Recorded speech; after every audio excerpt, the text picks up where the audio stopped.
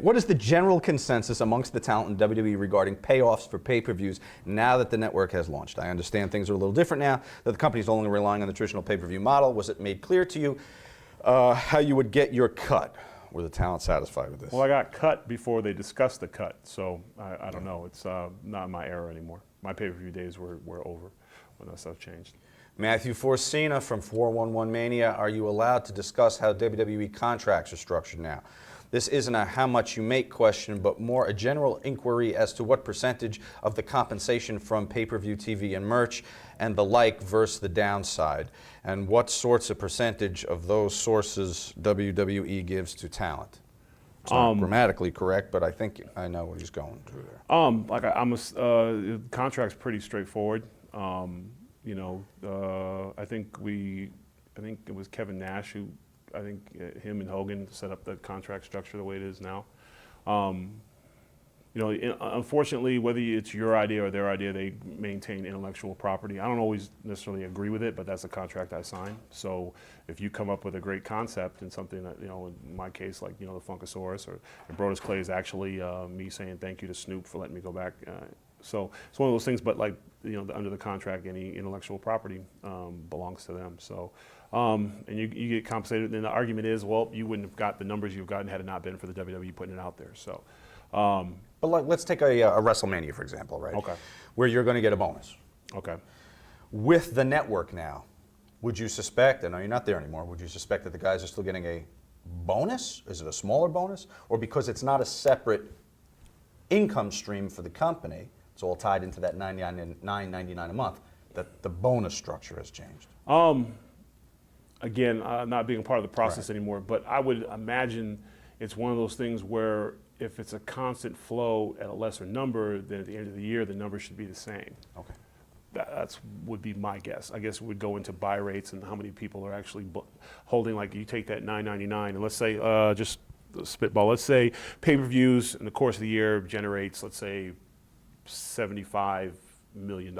And now with the company, people paying monthly subscription, that subscription comes in, let's say at like 79 million, then you would say, yeah, it's better.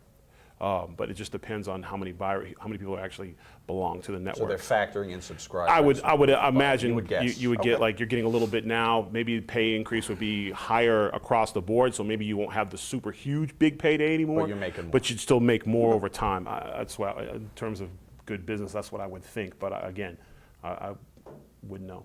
Tommy Jones, first-time questioner for Brodus Yushu.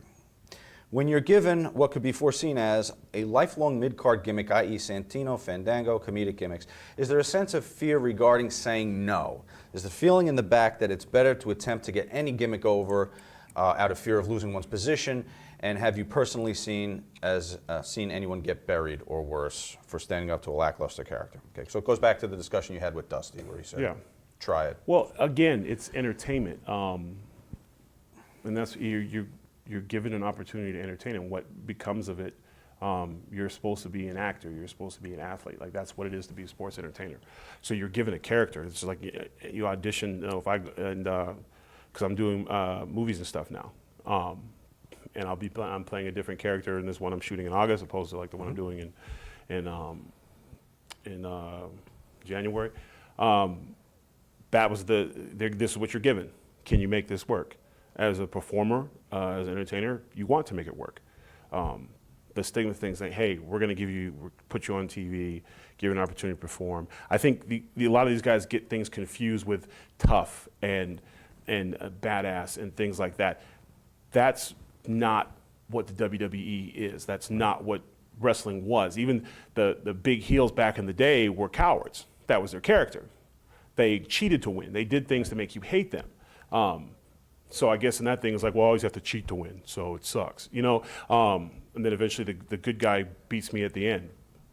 It's a show, it's theater, so you play a character. Sometimes you'll be, the warrior, and sometimes you will be the gobbledygooker. But you can make it work. And that list of guys, if you go back to that list, Fandango, I would throw myself in that.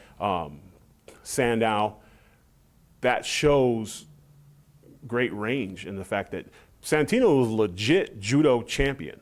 Like, he could hurt a lot of people. But his character, you won't remember how many suplex somebody throws, but you'll remember, oh, he made me laugh, he entertained me. And that's the nature of the business now, is we have to entertain. And people, I think, guys with their own issues of what's tough and what's not tough and stuff, things like that, they don't really understand what is sports entertainment. UFC, I get it. Boxing, I get it. But it's funny because UFC and boxing, they want that charisma and that showmanship that we bring, because it brings sell people to the watch. fights, Yes. yeah. Because two guys come out, I'm gonna knock him out, I'm gonna give him this one, you know, and they're like, you know. They want the dazzle, they want the outfits, they want the show that sports entertainment brings. And that's what makes us different. That's what brings people back. Because if we all just stood in the ring and punched each other out, you wouldn't have that many of us for very long, you know. So Very good.